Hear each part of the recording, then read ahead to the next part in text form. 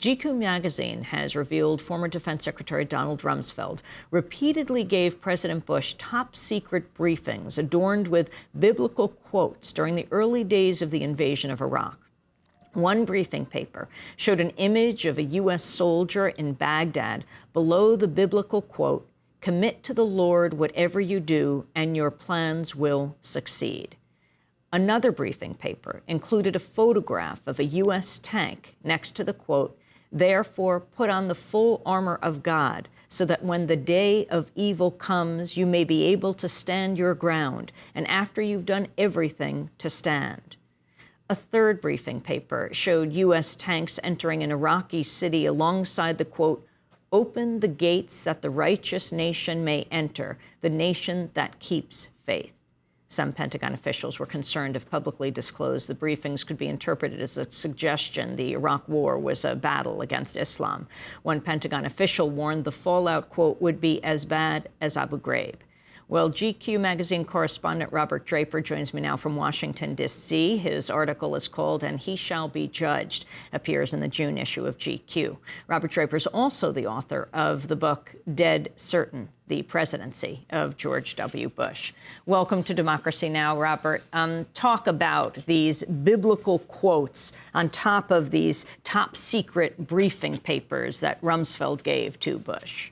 Sure, Amy. This was a worldwide intelligence update that was created by the Director of Intelligence at the Pentagon for the eyes of the Secretary of Defense, the Chairman of the Joint Chiefs of Staff, and the Commander-in-Chief. Rumsfeld would see them at 7:30 each morning in the form of a PowerPoint presentation. And the intelligence briefing paper would include sensitive material relating to the conduct of the war in Iraq, to the possibility of other terrorist attacks, to the reaction around the Arab world. So it was a very, very important document with very, very limited distribution. But the Director of Intelligence had decided on his own to supply this cover sheet that would accompany photographs with these biblical quotes. Now, Secretary Rumsfeld is himself not the kind of person who wears his religion on his sleeve, but he seemed to appreciate these. The general who created them told other people that he would continue to produce these because his seniors, meaning Secretary Rumsfeld, Chairman of the Joint Chiefs of Staff Myers, and President Bush, appreciated them. And Secretary Rumsfeld would indeed bring this intelligence briefing paper with that cover sheet over to the Oval Office every morning during the time of the invasion and subsequent to it. And explain, Robert Draper, who actually wrote these, put the quotes together. Sure. It's a fellow named Glenn Schaefer, who is a Christian and the Director of Intelligence, the J2 Director of Intelligence. And in the run-up to war, to alleviate stress, as he told me, he would write these sort of humorous passages on the cover sheets. But as the war began and casualties mounted, he thought that was no longer appropriate and thought instead that in this solemn time that biblical passages might be. Now, there were some who were involved in the preparing of these intelligence documents who took umbrage and suggested to General Schaefer that it was highly inappropriate to be marrying intelligence data with biblical references. In particular, there was a female Muslim analyst who was quite offended by it, but General Schaefer continued to do so and told me that he had no intention of discontinuing them unless Secretary of Defense Rumsfeld ever told him to stop, which he did not. You talk about the concern that the mixing of crusades-like messaging with war imagery had become routine, and it was not only Rumsfeld who liked them. According to Schaefer, he said, "My seniors, the head of the Joint Chiefs of Staff, Richard Myers, and the Commander-in-Chief like them." Can you talk about George Bush's response? We don't know.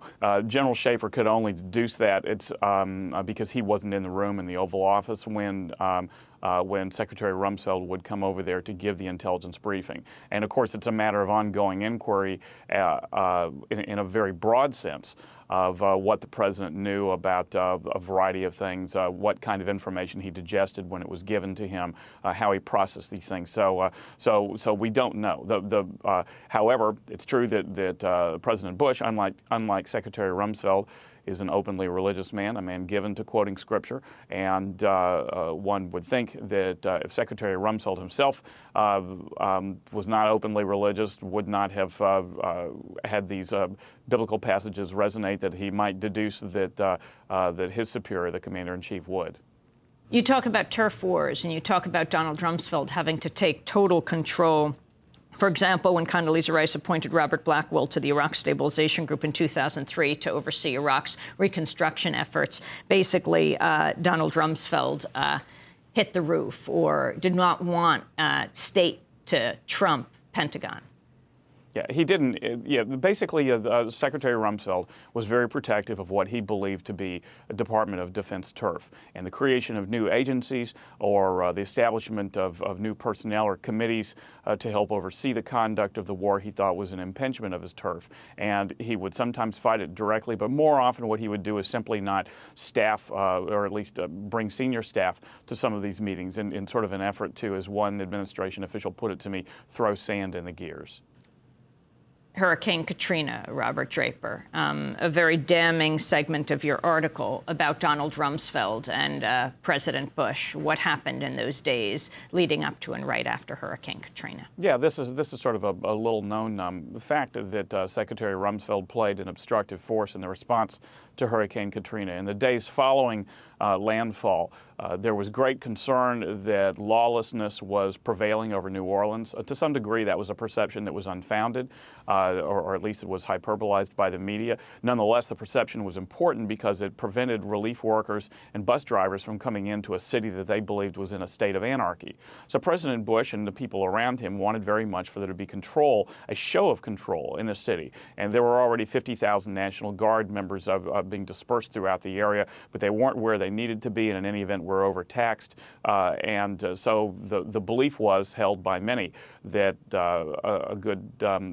that active duty troops needed to be there to supplement the National Guard. The Secretary Rumsfeld was adamant in his belief that that active duty troops should not be used for this domestic crisis, and he didn't explicitly say that to the president. Instead, he would make arguments about how there were unity of command issues or there was an insurrection issue. These, according to attorneys involved in the response to Katrina, were really sort of sideshows, and that in fact, if active duty troops had come in to lend logistical support to the National Guard, that the Guard then could focus on law enforcement duties. But Secretary Rumsfeld, in any event, day after day, refused to supply those active duty troops, and finally it required a direct order from the president on the Saturday, several days after landfall, basically saying to the secretary, "Don, do it." And it was only at that point that he finally did put boots on the ground. Draper, your book is called Dead Certain. Was President Bush that different from Donald Rumsfeld? Well, they did have certain things in common. Certainly their behavior toward the media was the same. Both of them tended to either circumnavigate or steamroller the media. Both of them, I think, evidenced a certitude and tended not to be moved by opposing points of view. But I think that there were a lot of people in the West Wing who were concerned that President Bush's legacy and in real time his policies were being damaged by Secretary Rumsfeld, and frequently urged that the president remove him. He didn't listen to their advice, or if he did, he listened to it but didn't act on it, owing to a variety of circumstances at different times, either because he didn't think it was a good idea to replace the civil commander in a time of war, or thought it would appear to be a politicized decision coming close to the midterm elections. But basically the genesis of this story, Amy, was that so many people in the Bush administration had said that though they still revered their boss and believed he would be acquitted by history, that they thought that his greatest mistake was not getting rid of Secretary Rumsfeld earlier.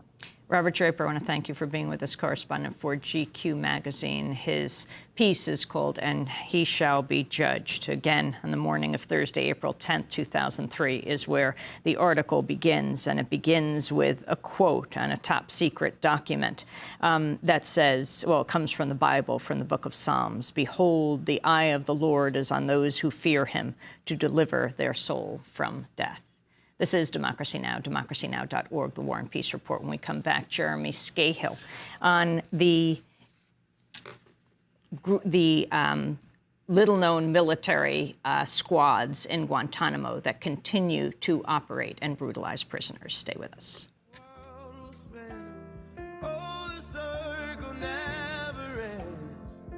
You know that I'll be coming home. We fight to stay.